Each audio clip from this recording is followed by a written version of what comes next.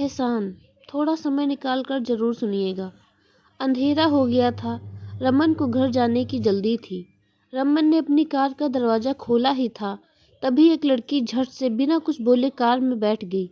अरे अरे मैडम, ये क्या कर रही हैं? आप कौन हैं और मेरी कार में क्यों बैठ गई हैं? चलिए उतरिए, मुझे घर जाने के लिए देर हो रही है। लड़की घबराई सी आवाज़ में बोली। मेरे पीछे गुंडे पड़े हैं, प्लीज़ मेरी हेल्प कीजिए। तभी रमन को 4-5 लोगों के आने की आहट सुनाई पड़ती है। रमन ने कार का शीशा बंद कर दिया, लाइट ऑफ कर दी। सांसें रोके थोड़ी देर तक कार में बैठे रहे दोनों। ऐसा लगा मानो 4 से 5 लोग किसी को ढूंढ रहे हैं।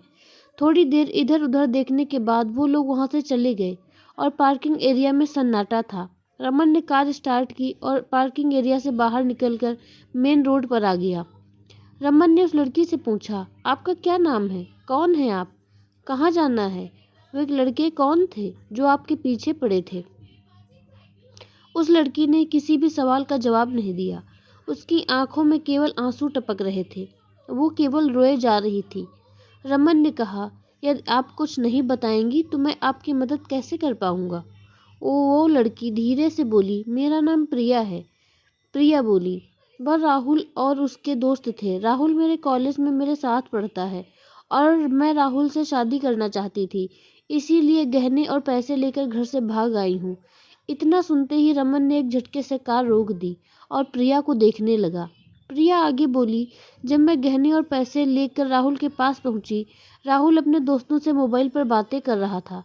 राहुल बोल रहा था, चिड़िया जाल में फंस गई है, थोड़ी देर में जेवर और पैसे लेकर आ ही रही होगी, जल्दी आ जाओ, तुम सब मिलकर पार्टी करेंगे। इतना बोलकर प्रिया चुप हो गई। रमन ने पूछा, कब भागी थी तुम घर से? प्रिया ने कहा, सुबह 10 बजे कॉलेज के लिए बोलकर निकल गई थी। रमन बोला, ओह, तब तो बहुत देर हो गई। तुम्हारे घर वाले परेशान हो रहे होंगे। चलो मैं तुम्हें घर छोड़ देता हूँ। प्रिया रोने लगी, मैं घर नहीं जाऊंगी। मैं घर गई तो मेरे पापा मुझे जान से मार डालेंगे।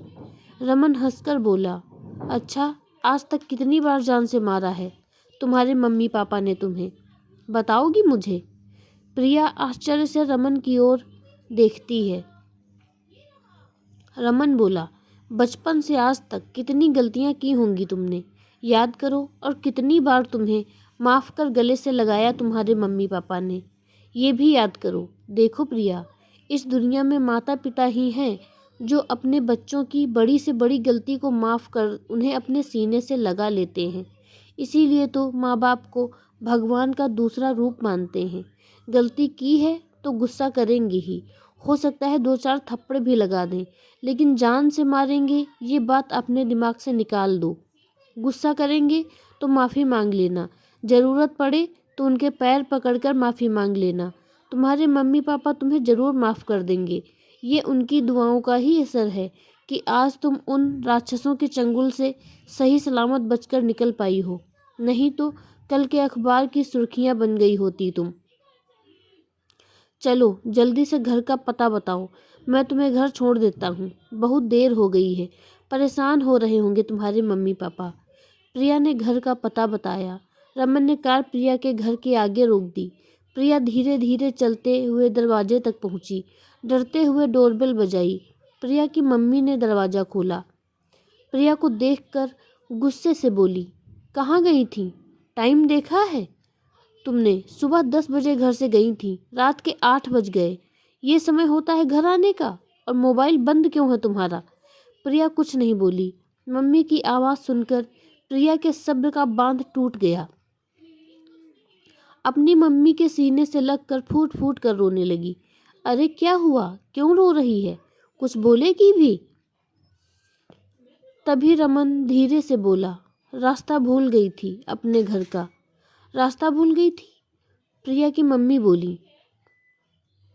प्रिया की मम्मी सामने एक अनजान शख्स को देखकर डर गईं। प्रिया के रोने की आवाज़ सुनकर प्रिया के भैया भाभी पापा सभी हॉल में आ गए।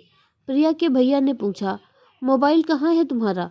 प्रिया की भाभी बोली, मैं तो कब से बोल रही हूँ कि प्रिया का मोबाइल घर पर छूट गया है। प्रिया के भैया बोले, ओह चलो, कोई बात नहीं, घर तो आ गई। प्रिया कुछ नहीं बोली, रोते हुए अपने कमरे में चली गई। प्रिया के पीछे पीछे उसकी मम्मी, भैया, भाभी भी उसके कमरे में चले गए। रमन की ओर किसी का ध्यान नहीं था। रमन मन ही मन सोच रहा था, चलो अच्छा हुआ यहाँ किसी को कुछ पता नहीं चला। रमन मन ही मन भगवान को धन्यवाद करता हुआ वापस लौटने लगा।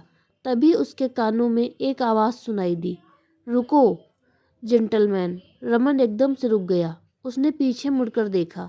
सामने प्रिया के पिताजी खड़े थे। उनके हाथों में एक कागज़ था। उन्होंने कहा, मैं नहीं जानता कि तुम कौन हो, लेकिन मेरे लिए तुम किसी फरिश्ते से कम नहीं। रमन आश्चर्य से प्रिया के पिताजी को देखता है। प्रिया के पिताजी बोले, मुझे आज दोपहर में ही पता चल गया था कि मेरी बेटी घर से भाग गई है। आज दोपहर में किसी काम से प्रिया के कमरे में गया, तभी मुझे ये खत मिला था। मैं किसी को बिना बताए प्रिया का पता लगा रहा था। जेंटलमैन, मैंने प्रिया को तुम्हारी कार में बैठे देखा। मैं दौड़कर वहाँ पहुँचा और मैंने तुम्हारी और प्रिया की सारी बातें सुन ली। मैं तुम दोनों के पीछे ही था। तुम नहीं जानते कि आज तुमने मेरे ऊपर कितना बड़ा एहसान किया है। तुमने केवल मेरे घर की खुशियाँ ही नहीं, बल्कि मेरे घर की इज्जत, मान सम्मान सब कुछ बचाया है। इतना बोलते बोलते प्रिया के पिताजी का गला भर आया। उनकी आंखों में आंसू आ गए। वे हाथ जोड़कर रमन का धन्यवाद कर रहे थे। रमन ने उनके हाथों को अपने हाथों से पकड़ लिया और बोला, ये आप क्या कर रहे हैं अंकल? प्रिया तो मेरी छोटी बहन जैसी है। अब आप टेंशन मत लीजिए, अब सब ठीक हो गया है। रमन बोला, मैं घर चलता हूँ, मुझे घर जाना है, जाने के लिए देर हो रही है। आपको ये कहानी कैसी लगी, और अगर अच्छी लगी है तो प्लीज़ लाइक शेयर सब्सक्राइब ज़रूर करें और कमेंट में हमें ज़रूर बताएं कि आपको ये कहानी कैसी लगी। मिलते हैं अपनी अगली कहानी में, तब तक के लिए धन्यवाद।